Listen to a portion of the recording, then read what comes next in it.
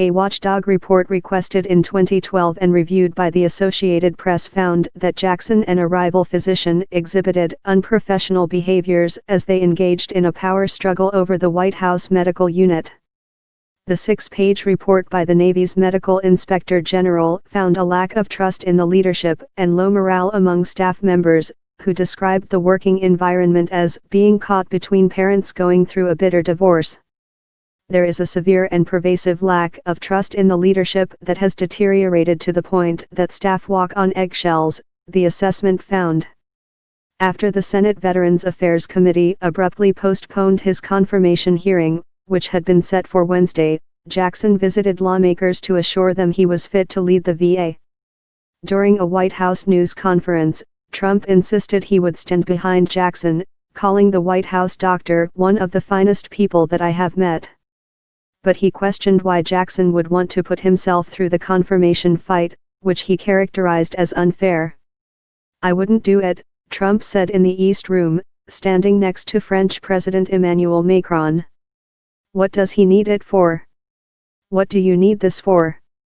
To be abused by a bunch of politicians that aren't thinking nicely about our country?" Trump asked. Trump said Jackson, who has been a White House physician since 2006, would make a decision soon. Jackson met privately with Trump Tuesday afternoon in the Oval Office and the president urged him to keep fighting to win confirmation, according to a White House official briefed on the meeting. The official, who spoke on condition of anonymity to describe internal discussions, said Jackson denied the allegations. Digging in, the White House released handwritten reports from Trump and former President Barack Obama praising Jackson's leadership and medical care, and recommending him for promotion. Obama wrote in one report, "Promote to Rear Admiral now." Trump wrote last year that Jackson is a great doctor plus leader, 2-star material. The White House also disputed allegations that Jackson improperly administered medication, saying the medical unit passed regular audits by the Controlled Substance Inventory Board. A doomed VA nomination would be a political blow to the White House, which has faced criticism for sloppy vetting of cabinet nominees and tough confirmation battles in a Senate where Republicans hold a slim 51-49 majority.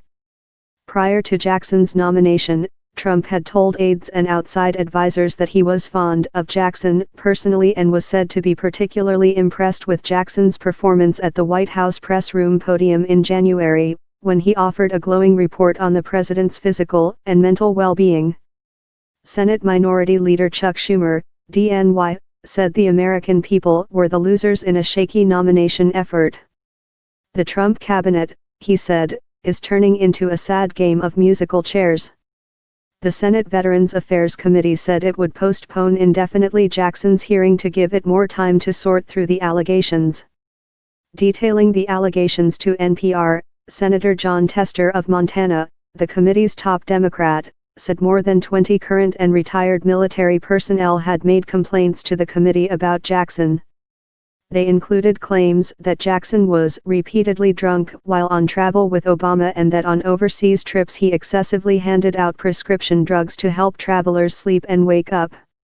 Tester later told CNN that Jackson was known inside the White House as the Candy Man, because he would hand out prescription drugs like candy. Jackson is also accused of creating a toxic work environment, Tester said on NPR. "He is the physician for the president, and in the previous administration we were told the stories he was repeatedly drunk while on duty, where his main job was to take care of the most powerful man in the world. That's not acceptable," Tester said. Asked if Jackson's nomination is still viable, the committee chairman, Senator Johnny Isakson, RGA, responded, "We'll see." The two lawmakers sent a letter to Trump on Tuesday requesting additional information about Jackson.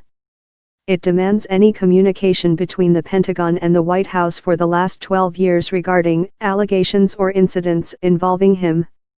According to the report, Jackson admitted he had failed to shield the White House medical unit from the leadership drama. He is quoted saying he was willing to do what was necessary to straighten out the command, even if it meant finding a new position in Navy medicine. The report quoted unnamed members of the White House medical unit who, while participating in a focus group, used phrases like "worst command ever," "no one trusts anyone," and "the leaders are childlike." Jackson was named physician to the president in 2013, after Coleman left the unit entirely.